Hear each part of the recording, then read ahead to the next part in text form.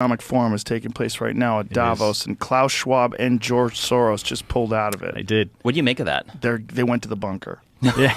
They're digging some pretty big holes in Colorado, and there's a lot of bunkers in New Zealand, too, that are owned by billionaires. So. There's big holes in Colorado? Oh, yeah. I mean, that's also the Cheyenne Mountain, and that's where all like the nuclear command is and stuff.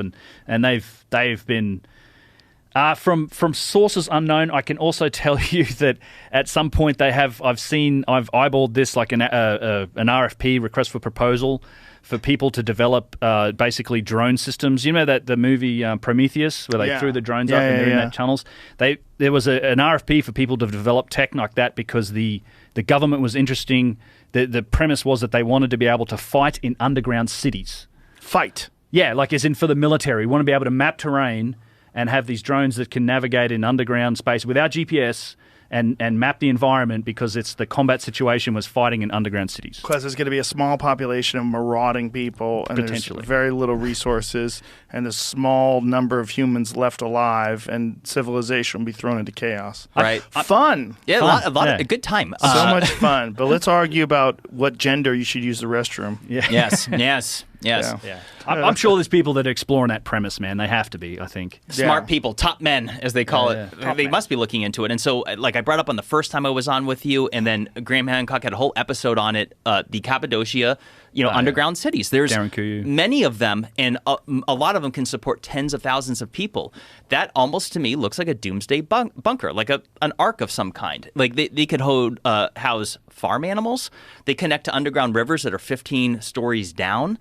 This was sophisticated, and I'm like, there's underground rivers that are 15 stories down? Yeah, they dug right to them. And here's something else. They say that there's zero evidence of any type of cave-ins. So whoever carved this out of the limestone in there, this was sophisticated. Like, they did so in a way that it didn't collapse in on itself, and they also must have known that it reached a freshwater source of water down below. So as long as it doesn't get hit directly, right, which you can never predict. Yeah, you'd be screwed.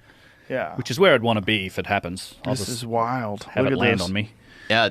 Look at there's pictures that show images of it like underground. Yeah, we've seen those before when Graham and Randall were on last. We talked about these, and that they'd probably use these for short periods of time, right post impact, before they came back to the surface again. So they weathered the storm and then came back above, and that they had gotten accustomed to this, which is just really wild, man.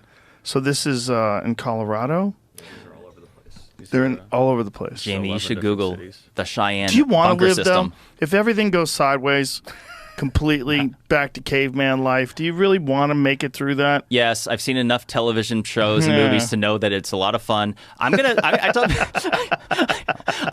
prepper. I have my things in place to be safe, and I would, if shit really hit the fan, I'd want to look after those who are still around. Like, I don't know, maybe it'd be miserable and I'd be eaten alive by cannibals. How many bullets do you have saved up? I won't answer that. Ask me after the program. Plenty. Okay. Plenty. I was a soldier. All right, so you need thousands. Because you need a lot. You need a lot. Thousands. Because people don't realize, they hear like, 1,000 rounds, that's scary. Like, if you're just doing target practicing, you can go through 100 rounds in minutes. So you would need a bunch, and you'd want a variety of calibers, and you'd want a bunch of each one of those calibers, because if you get to a point where you run low, you want to be able to go scavenging, and you would want a variety of weapons that can house different calibers. You'd want a shotgun, you'd want the 5.56, you'd want probably a 9mm because it's the most abundant, and Ruger 1022 long rifle, you'd want it all. Yeah. The people coming at you, though, too, that's the thing. Like, I've got a few acres, and you run through the scenarios and stuff like that.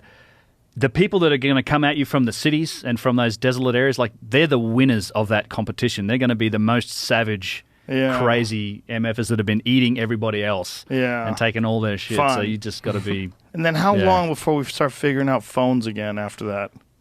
How many thousands of years before? That's what's really crazy to think of. If things get knocked into the Stone Age, like if you go back to the sophistication of ancient Egypt and you think about what the civilization could have been like. I mean, you're just speculating. You're just trying to just imagine how they could have moved these 500-ton stone blocks 500 miles. You're putting all these things into your mind. And then say, how long does it take to get from that if you knock back into barbarians, how long does it take to get from that to where we are now? Well, evidence would suggest something like 6,000 years.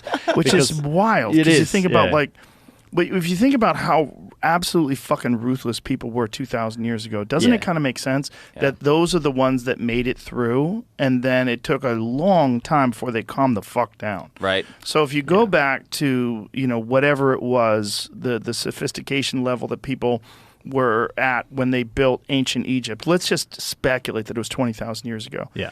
And you think about how much they had to endure to get to that point, and how much they had to.